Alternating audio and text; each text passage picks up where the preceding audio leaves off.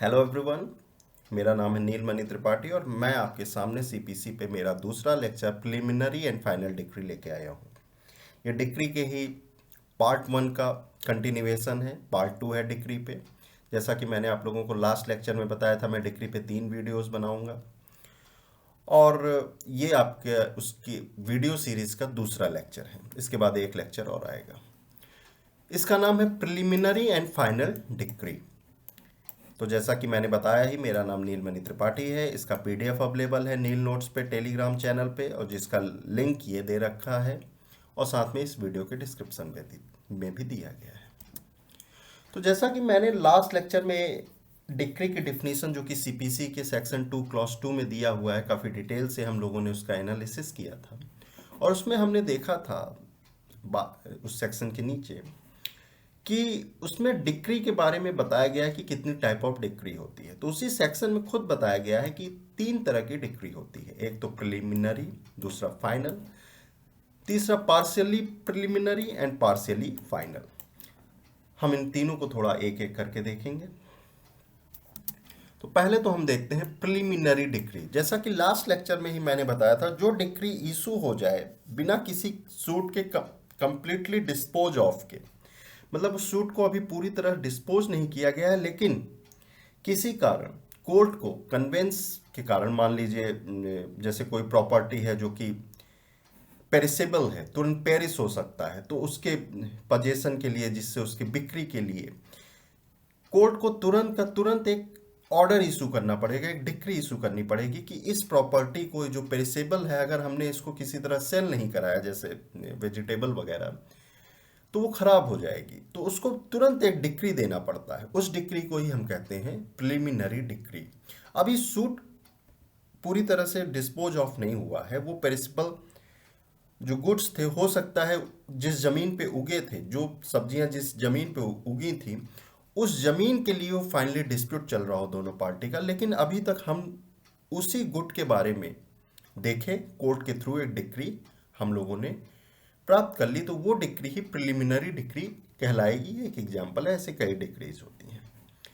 तो decree is stated as a preliminary decree when the rights of parties regarding the all of any of matter. Any of matter में जैसे मैंने आप लोगों को example दिया कि पेरिसेबल गुड्स है, जैसे सब्जियां वगैरह, इन डिस्प्यूट। अब वो सब्जी पे किसका ऑनरशिप है, उन पेरिसेबल गुड पे, तो वो डिस्प्यूट है, are determined in the adjudication. उस केस में वो डिस्प्यूट है, but it does not dispose of the suit completely. अब उससे रिगार्डिंग तो डिक्री इशू हो गई, लेकिन उसने पूरी तरह से सूट को डिस्पोज नहीं किया। ऐसी डिक्री को कहते हैं प्रिलिमिनरी डिक्री, और ये केवल प्रायर स्टेज में होती है, मतलब prior to completely dispose of, मतलब फाइनल के पहले होती है, मिडिल में होती है ये सब डिक्री। सुप्रीम कोर्ट कहता है शंकर वर्सेस चंद्रकांत में कि that the preliminary decree is a decree in which the rights and liability of a party are declared, but in actual result is left to be decided in further proceeding. Right and liability declared तो हो गई है, लेकिन उसका result क्या होगा, इसको हम छोड़ देते हैं जब तक फर्दर प्रोसीडिंग में फाइनल डिस्पोज ऑफ ना हो। ये सुप्रीम कोर्ट ने शंकर वर्सेस चंद्रकांत में कहा था।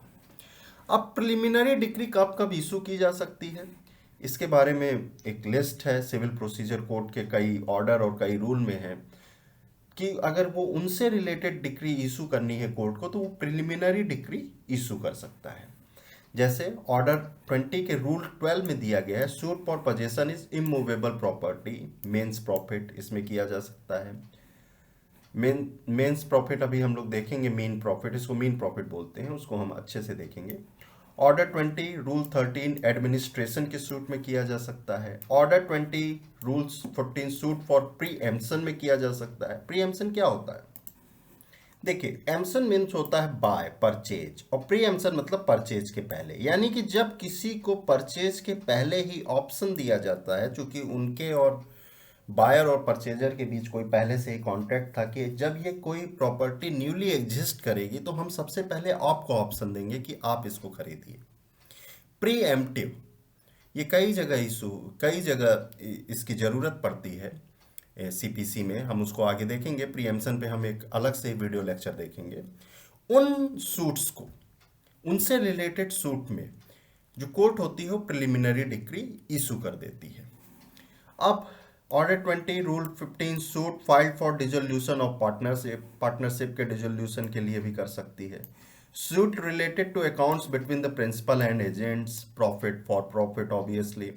Suit for partition and separation of possession among the family member, among the joint holders, etc. Suits related to the foreclosure of a mortgage, mortgage के लिए foreclosure के लिए भी सूट के लिए भी प्रिलिमिनरी डिक्री कोर्ट इशू करती है। ये सारे ही ऑर्डर दिए गए हुए हैं। Suit related to sale of mortgage property, sale जो मॉर्टगेज की प्रॉपर्टी के जैसे फोरक्लोजर के लिए होता है तो उनके सेल के लिए भी कर सकती है ऑर्डर 34 रूल 4 में। ऑर्डर 34 रूल 7 में suit for the redemption of a mortgage. अब रिडेम्पशन क्या होता है? देखिए, जो रिडेम्पशन होता है वो फोरक्लोजर का काउंटर राइट आप कह सकते हैं कि फोरक्लोजर जो होता है या counter part of the right of foreclosure is counter part of right of redemption. इसमें क्या होता है कि आपको राइट ऑफ जो फोरक्लोजर वो मॉर्टगेजी का होता है और मॉर्टगेजर के पास होता है राइट ऑफ रिडेम्पशन।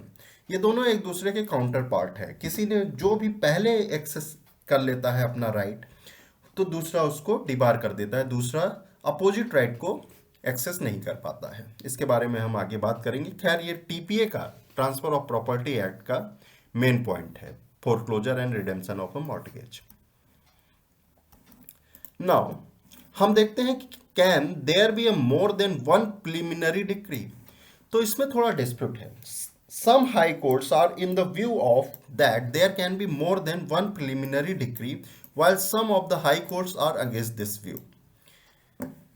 लेकिन सुप्रीम कोर्ट ने इसको डिसाइड किया था, मतलब इससे रिलेटेड पूरी तरह से इस क्वेश्चन को उसने डिसाइड नहीं किया, लेकिन इससे एक छोटा सा इसका पार्ट डिसाइड कर दिया फूलचंद वर्सेस गोपाल लाल में।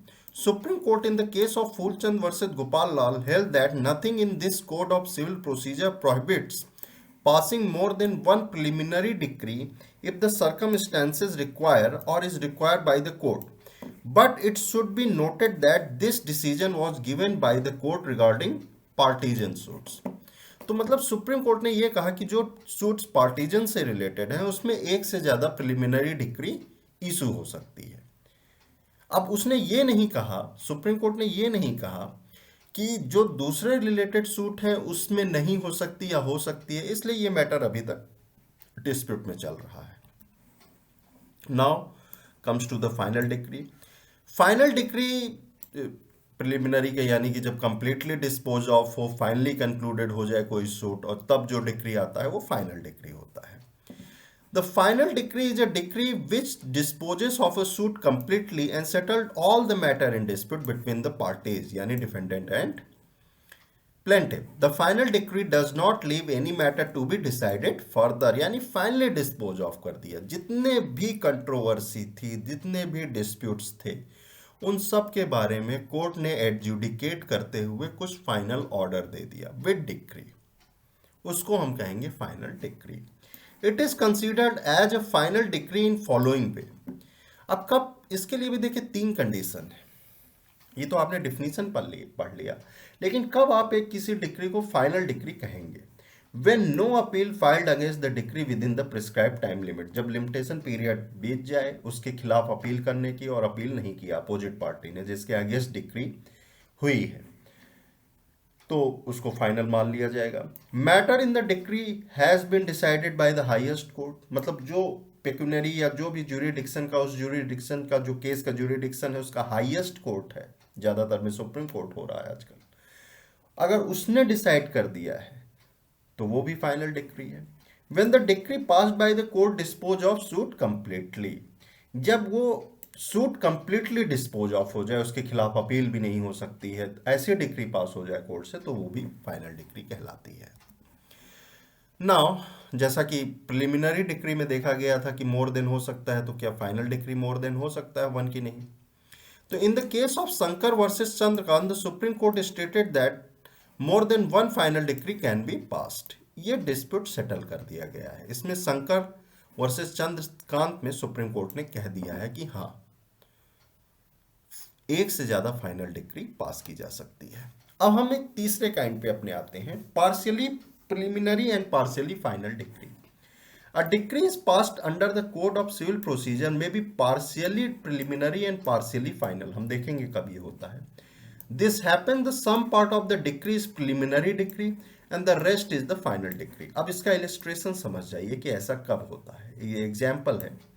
If there is a suit of possession of an immovable property along with the issue of mean profit and the court is obliged passed a decree deciding the possession of property and directs for an inquiry of mean profit. तो जो उसने first part of the deciding of the possession is the final and the part of the regarding issuing of inquiry या inquiry for the main profit is preliminary decree. क्योंकि अभी इसने केवल inquiry issue किया, अभी ये final dispose नहीं किया है, ये preliminary स्टेज पे उसने डिस्पोज ऑफ करके एक डिक्री दी है, तो हम इसको प्रिलिमिनरी डिक्री कहेंगे। नाउ अब एक चौथा काइंड भी आता है और ये सीपीसी में बहुत ज्यादा इंपॉर्टेंट है। हम ऑर्डर 21 में कई ऐसी जगह देखते हैं कि उनको डीम्ड डिक्री कहा जाता है, तो हम एक चौथी डिक्री भी पढ़ लेते हैं, उसको कहा जाता है डीम्ड डिक्री। ये आपके सेक्शन 2 क्लॉज 2 में नहीं है, लेकिन फिर भी ये बहुत ही इंपॉर्टेंट है सीपीसी और आपके एग्जामिनेशन पॉइंट ऑफ व्यू के regarding. An adjudication which does not formally fall under the definition of decree stated section 2 clause 2 of the Code of Civil Procedure but due to legal fiction, कुछ ऐसी legal न्यूसेंसेस हो जाती हैं, legal ऐसी qualities आ जाती हैं उसके कारण उसमें कि उनको कहा जाता है they are deemed to be decree as considered as a deemed decree. मतलब वो लगती हैं, उनका जो एग्जीक्यूशन होता है, उनका जो प्रोनाउंस करती है कोर्ट उसको, जो उस पर एडजुडिकेशन होता है, उसका जो एग्जीक्यूशन होता है वो डिक्री के ही सिमिलर हो जाता है, भले वो डिक्री न हो। हम उनको कहते हैं डीम्ड डिक्री। जैसे उसमें क्या आ जाता है आपको, rejection of a plant and determination of the issue of the restitution of the decree. Restitution of the decree एक अच्छा इंपॉर्टेंट पॉइंट है। मतलब रेस्टिट्यूशन मतलब रेस्टिट्यूट किया, वापस पाया, डिक्री को वापस पाया, उसको हम डीम डिक्री कहते हैं। तो एक तरह से आप ये कहिए कि रेस्टिट्यूशन ऑफ डिक्री का एग्जीक्यूशन जो होता है या डिटर्मिनेशन जो होता है उसको हम डीम डिक्री, ये डिक्री तो नहीं है रेस्टिट्यूशन ऑफ डिक्री, लेकिन वो डीम डिक्री है या रिजेक्शन ऑफ प्लांट। ऐसे ही ऑर्डर 21 के आप रूल 58 में, रूल 98 में और रूल 100 में आप डीम डिक्री के रिगार्डिंग एडजुडिकेशन पाएंगे। तो यहाँ ये लेक्चर ख़त्म हुआ और आप सभी को थैंक यू। और हम लोग नेक्स्ट लेक्चर यानी कि पार्ट 3 ऑफ डिक्री में हम लोग डिक्री, जजमेंट और ऑर्डर में डिफरेंस समझेंगे। आई होप कि आपको मेरा ये लेक्चर पसंद आ रहा होगा, और अगर आप लोगों को पसंद आ रहा है तो प्लीज़ मेरे चैनल को सब्सक्राइब कीजिए एंड बेल आइकन दबाइए। ओके।